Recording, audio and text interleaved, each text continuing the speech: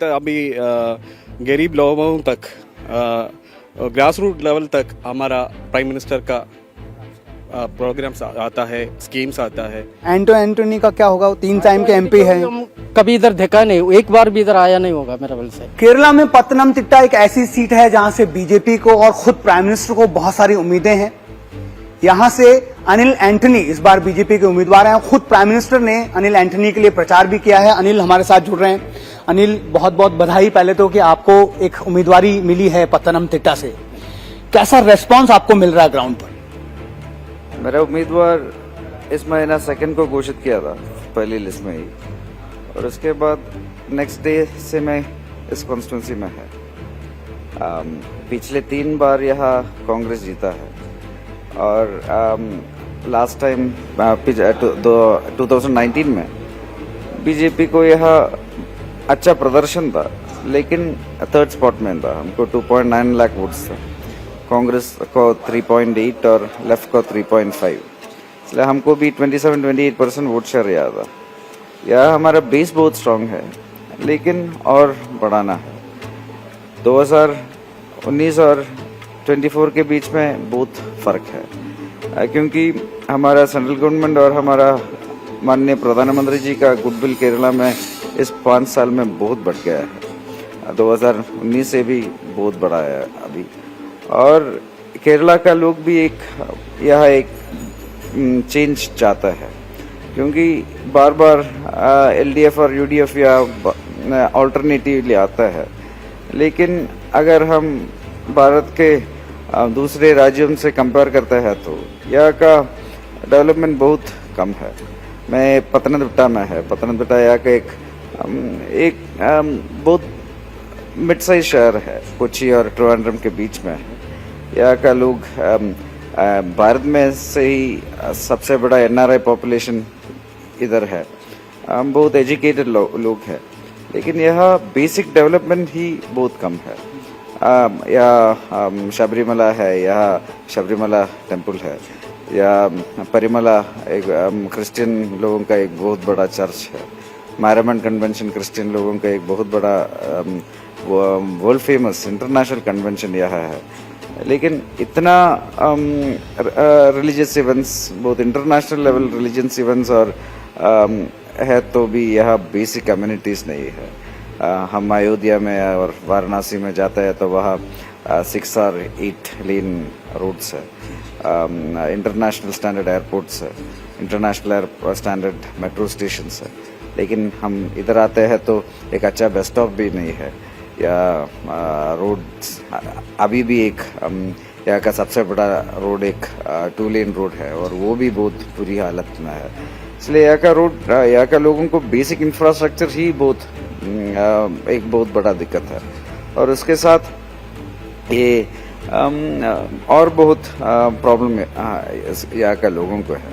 हमारा माननीय प्रधानमंत्री बार बार कहते हैं कि इनका कोई रिलीजन और कास्ट नहीं है। वो सिर्फ 4 सेक्शंस के लिए काम करता है, ज्ञान, गरीब, युवा, अन्नदाता और नारी। इन चारों के लिए काम करते हैं, और हमारा प्रधानमंत्री जी का संकल्प ये है कि अगर ये 4 लोगों आगे बढ़ाता है तो हम 2047 में एक विकसित राष्ट्र बना सकता है। लेकिन केरल में मेरा कॉन्स्टिट्यूंसी है, पत्तनमतिट्टा में भी एक बहुत बड़ा अन्नदाता फार्मर्स का एक बहुत बड़ा पॉपुलेशन है, लेकिन यहाँ का फार्मर्स अभी बहुत दिक्कत में है यार। कहाँ बढ़ रहे सर, कहाँ बढ़ रहे? बीजेपी के ग्राफ हमेशा डाउन हो ही जा रहे हैं। प्राइम मिनिस्टर यहाँ पर आए आपकी कॉन्स्टिट्यूएंसी में पत्तनमतिट्टा में, अनिल एंटनी के लिए प्रचार उन्होंने किया। प्राइम मिनिस्टर का जो अराइवल है केरला में, उसका इम्पैक्ट आपको दिखता है? क्योंकि हम देख रहे हैं कि बहुत भीड़ आती है उनकी रैलीज में। कहाँ भीड़ आते सर? पूरा केरला के जनता उधर आए हुए हैं। खाली पत्तनमतिट्टा नहीं है, सारे डिस्ट्रिक्ट, आलपुड़ा, पत्तनमतिट्टा, कोट्टयम, 3-4 डिस्ट्रिक्ट का बंदा उधर पूरा आया था। खाली पत्तनमतिट्टा का नहीं है। आपको क्या लगता है प्राइम मिनिस्टर का जो इम्पैक्ट है यहाँ पे केरला में? नहीं, कोई इम्पैक्ट नहीं है। जो काम सही करेगा वो वही जीतेगा। यहाँ कौन काम सही कर रहा है आपके हिसाब से? इधर तो कम्युनिस्ट पार्टी तो बहुत अच्छा काम कर रहा है, जो जनता के लिए सब कुछ कर रहे हैं वही कर रहे हैं। पर कह रहे हैं कि कम्युनिस्ट पार्टी के खिलाफ तो एंटी इनकम्बेंसी है। पिनराई गवर्नमेंट 9 साल से बहुत ज़्यादा एंटी इनकम्बेंसी फेस कर रहे हैं। जनता नाराज है। जनता नाराज इसलिए हो रहा है ना, केंद्र से जो पैसा जो मिल रहा है वो केरला गवर्नमेंट को कुछ नहीं दे रहा है।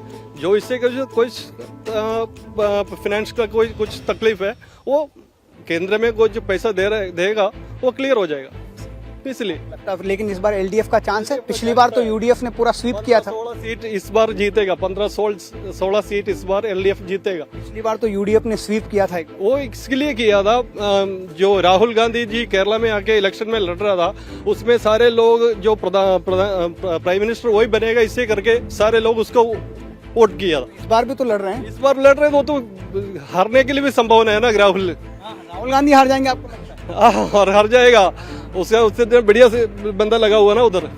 हाँ, लेकिन इस बार क्यों नहीं? इस बार भी तो कांग्रेस के लीडर हैं, इस बार भी प्रधानमंत्री बन सकते हैं अगर कांग्रेस जीतती है। इसलिए जो केरला के जो लोग हैं ऐसे नहीं सोचते। जो जिसने अभी जो पार्लियामेंट में जिसने बात किया है, जो 19 केरला का बंदा गया था, 19 पर्सन गया था, कोई केरला के लिए कुछ बात नहीं किया। अभी सिर्फ एक ही बंदे ने केरला के लिए बात किया, बाकी 19 बंदा कोई काम के लिए, कोई केरला के जो इतने क्राइसिस हो रहे हैं उसके लिए कोई काम नहीं किया, कोई बात भी नहीं किया पार्लियामेंट में। यही बात हो रहा है। इसीलिए आपको लगता है कि इस बार एलडीएफ ही आएगा। आपके जाना जरूरी है, तभी तो आगे कुछ काम भी कोई भी हो। अभी देख बॉन्ड आ गया, बॉन्ड में कोई एलडीएफ का कोर्ट में गया, इससे उसका तो आ गया ना, यही बात।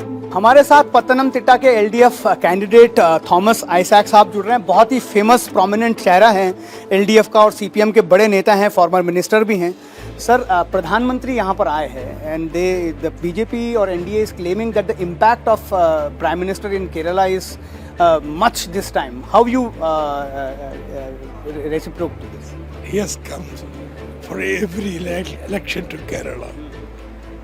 Last time he came, they lost even the one single seat they had in the assembly. It's not going to be different. Now he claims Kerala BJP is going to win double digit.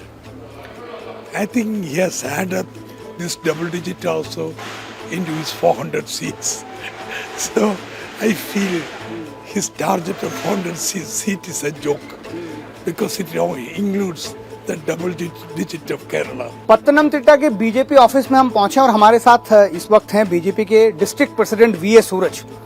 सूरज साहब, हम पूरे शहर में लगातार घूमे, वहां पर लोगों से बात की। एलडीएफ और यूडीएफ के लोग कहते हैं कि बीजेपी गेम में नहीं है। आपको लगता है कि बीजेपी यहाँ पर बहुत सॉलिड है, गेम में है? अनिल एंटनी इस बार जीत रहे हैं। Anil Antony is a good candidate in our Lok Sabha constituency. Both the LDF and the UDF candidates are not good. Our sitting MP is in UDF. He is not working in the Lok Sabha constituency. He is only a promoter. He is not a good MP. So Modi government is 10 years. So good governance to people, beneficiaries, Kisan Samman Nidhi, Suganya Samardhi Yojana. All these schemes are working on the ground. Working. All beneficiaries are vote for Modi. Congress के उम्मीदवार एंटो Antony हमारे साथ हैं। 3 बार के MP इस क्षेत्र से रहे हैं। सेंट्रल केरला जो है वो यूडीएफ का गढ़ रहा है। सर, इस बार क्या होने वाला है? ऐसा कहा जा रहा है कि प्राइम मिनिस्टर मोदी साहब के यहाँ आने से बहुत इम्पैक्ट हो रहा है बीजेपी के फेवर में। There is no impact in my constituency. That's a different culture. This is a constituency of each and every religion, each and every community. They are working together. There's a very good harmony prevailing in my constituency. There is no space for this communal politics. That's why there is no much impact on the Prime Minister's visit.